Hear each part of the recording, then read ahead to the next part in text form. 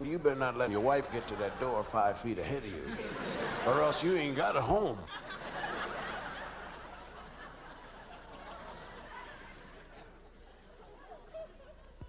I stick right with my wife. Tried to lock me out, didn't you? Because they always win the race to the bathroom. And they let you know they're locking up.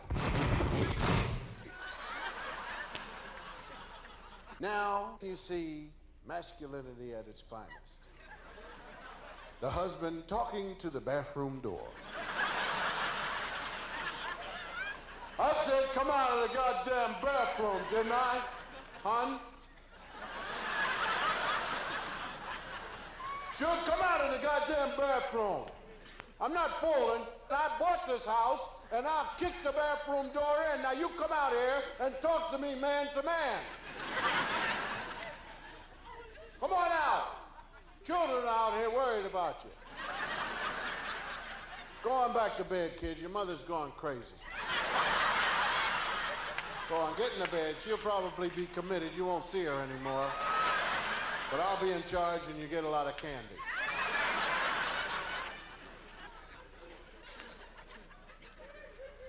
Hey, sweets. You coming out? Okay, I'll for you.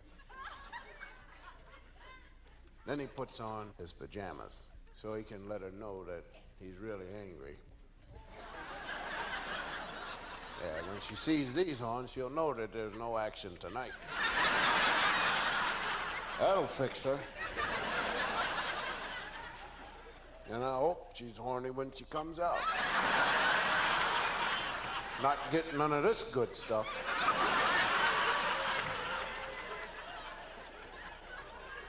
And you lay up in the bed waiting for your wife to come out. Gee, 12 o'clock. 12 o'clock. Shouldn't be arguing at 12 o'clock.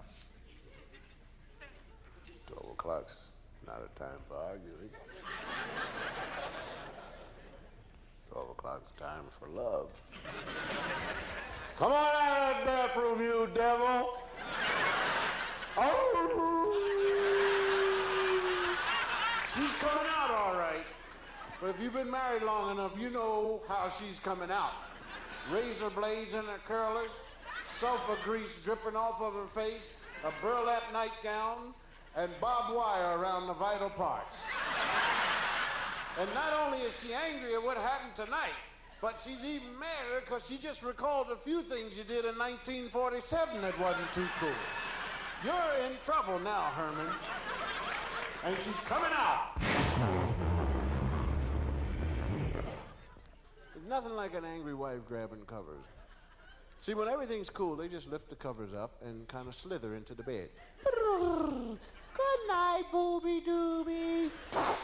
But when they're angry, they don't even look at you. They just reach down and grab a handful of covers and yank and expose you. Now she grabs all the covers, puts them over her head, and gives you this position here. This is all you're going to get for the rest of your life.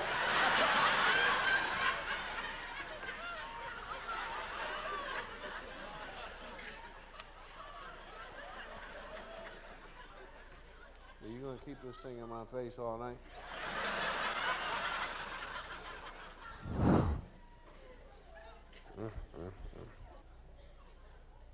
Hey, dear, come on, turn around. We've got to talk about this now. I didn't do anything, but I apologize.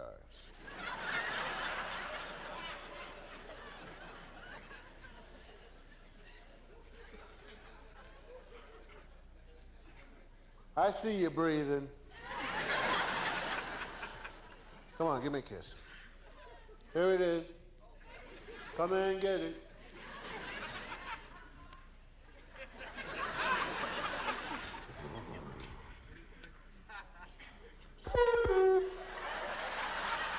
You take your hands off of me! Your hands are filth! And you are filth! You stink! You smell! And don't touch me with your filthy, sewery hands again!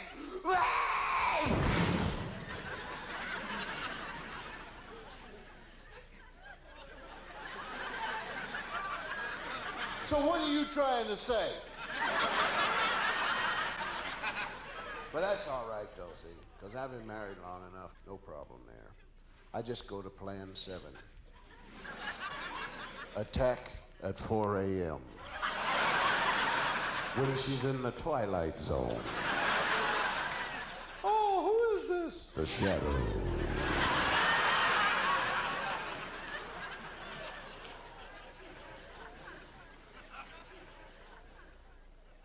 The coolest husband in the world is a man married 10, 11 years. You see him strutting, man, because he knows he's the greatest lover in the world.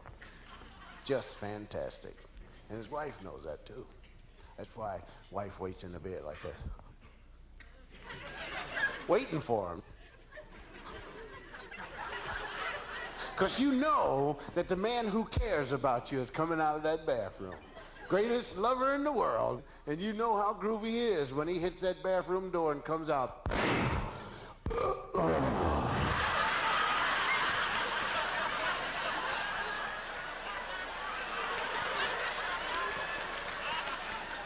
Have you seen my teeth? Ain't nothing like them.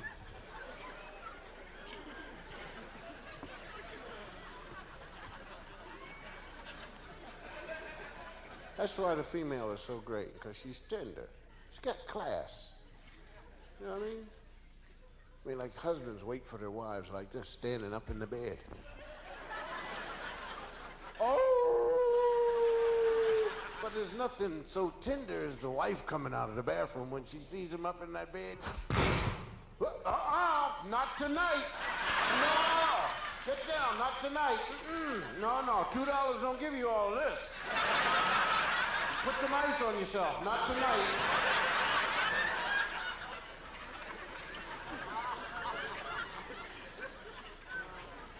But why should it take so long for people to get to be groovy? Like, somebody should really help us in the beginning when we first get married, because I think that's probably the worst 2 years I ever spent with Camille. I mean, those 2 years where you try to impress each other that you're not really human beings. That's ridiculous. Trying to hide your odors from each other. Like in the first year of my marriage, I would sneak out of the bed and go brush my teeth. Brush, and come back and then talk to her. Hi. Trying to let her know that my breath never smelled overnight. And she'd look at me after I'd say hi. She'd say, And then she'd go brush, and come back. And then we talked to each other for 2 hours, proving each other that our breath never smelled overnight. Isn't that wonderful? Our breath never smelled. Of course, that's why I married you, because I knew your breath never smelled overnight. Then after you're married 8, 10 years, you just roll right over and talk in her nose. How you doing? I'm fine. How are you? Good. You gonna brush? No, today's Saturday. Hell, I almost killed myself the first 2 years I was married trying to prove to my wife I didn't have gas. I'm telling you, they right up in that bed like this. Oh, God, don't let it happen here. The only thing that saved me was one night after I'd had a heavy bowl of lima beans. I will never forget. I had a gas ball that had eaten up half of my leg. And I knew it was either to do something about it or die. And I said, I'm not gonna die. She'll have to know sooner or later. And Camille went over and closed the window, did something, and I just... And I'll never forget the look on her face when she came back to that bed.